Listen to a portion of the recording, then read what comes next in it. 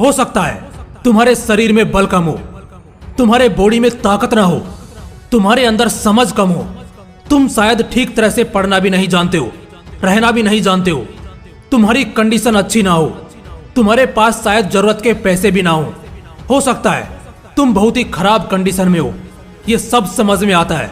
हो सकता है तुम्हें बार बार असफलता भी मिलती हो, तुम्हें मौके बहुत कम मिलते हो, और ये भी हो सकता है कि तुम्हें कोई दूसरा सपोर्ट करने वाला ना हो।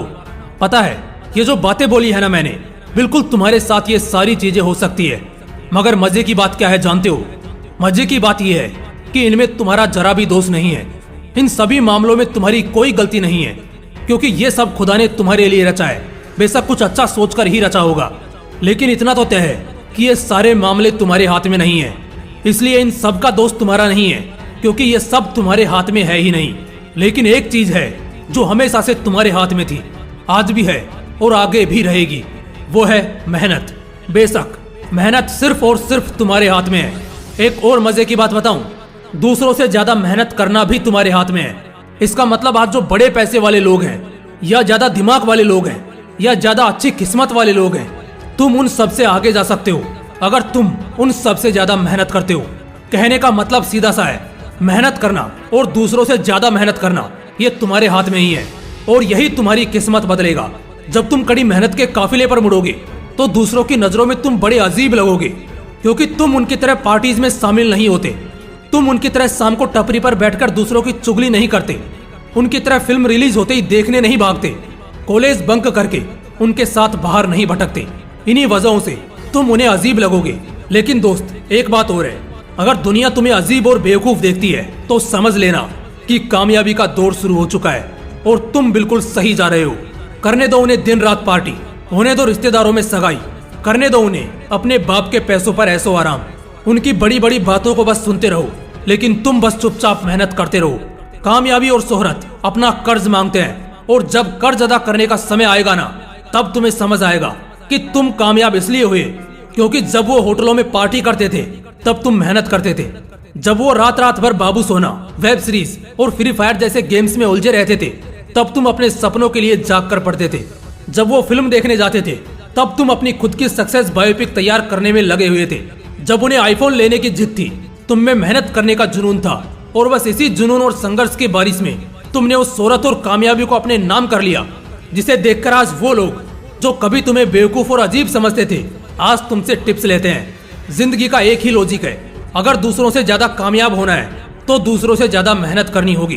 तो बस इस बात को मन में ठान लो और दिल दिमाग से मान लो कि सफल होने के लिए तुम्हें कड़ी धूप में, गर्मी हो या ठंड के मौसम में, बरसात हो या पतझड़ की आफत में, तुम्हें तपना पड़ेगा, मेहनत करनी होगी और सबसे ज्यादा करनी होगी।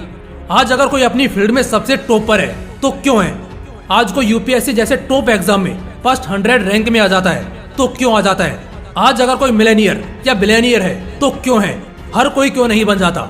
आज अगर कोई अपने शहर में, स्टेट में या कंट्री में सबसे अमीर है तो क्यों है? मैं बताता हूँ, सिर्फ इसलिए क्योंकि उसने बाकियों से ज्यादा मेहनत करी है।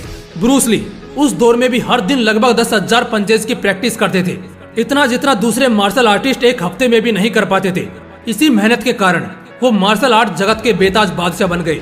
क्रिस्टियानो रोनाल्डो एक महान फुटबॉलर बनने से पहले फील्ड पर तब तक प्रैक्टिस किया करते थे जब तक स्टेडियम की लाइट्स को बुझा नहीं दिया जाता था। मोहम्मद अली हर रोज सुबह उठकर 10 किलोमीटर की दौड़ पर जाते थे। मशहूर बॉडी बिल्डर, रेसलर और हॉलीवुड के highest paid actor the rock दिन के लगभग 8 घंटे जिम में बिताया करते थे।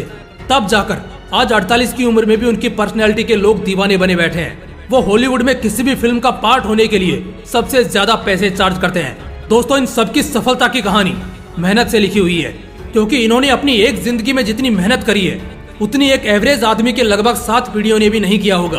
तभी तो आज जितनी शोहरत उनके पास है उतने में उनके अगले 7 पीढ़ियों को आंच तक नहीं आएगी। लोग अक्सर कहते हैं ना कि खाली हाथ आए थे और खाली हाथ जाएंगे।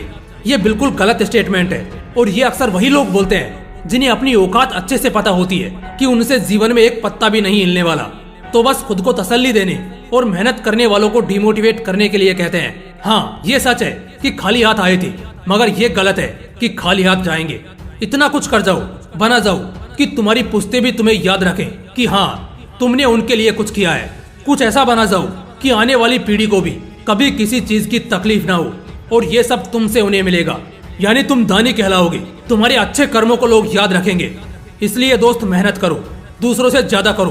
किसी बात का अंदर कॉन्फिडेंस रखो या ना रखो, मगर इस बात को लेकर हमेशा कॉन्फिडेंट रहना कि तुम दूसरों से ज्यादा मेहनत जरूर कर सकते हो। और तुम इस चीज को मानना और ठानना कि शायद तुम किसी से टैलेंट में भले ही हार जाओ, मगर मेहनत करने में कभी नहीं हारोगे।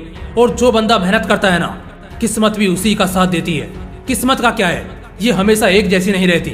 आज साथ है तो कल खिलाफ, मगर मेहनत आज भी साथ है और कल भी साथ होगी। बस इसे कायम रखना और इस जिद पर अड़े रहना कि तुम्हारे पूरे इलाके में दूसरा कोई भी तुमसे ज्यादा मेहनती नहीं होना चाहिए। तो बस छोड़ दो अपनी मेहनत से। बाकी अगर वीडियो अच्छा लगा तो इस मोटिवेशनल विंग्स 2.0 को जरूर सब्सक्राइब करना। फिर मिलते हैं अगले वीडियो में एक नए मोटिवेशन के साथ। जय हिंद, वंदे मातरम।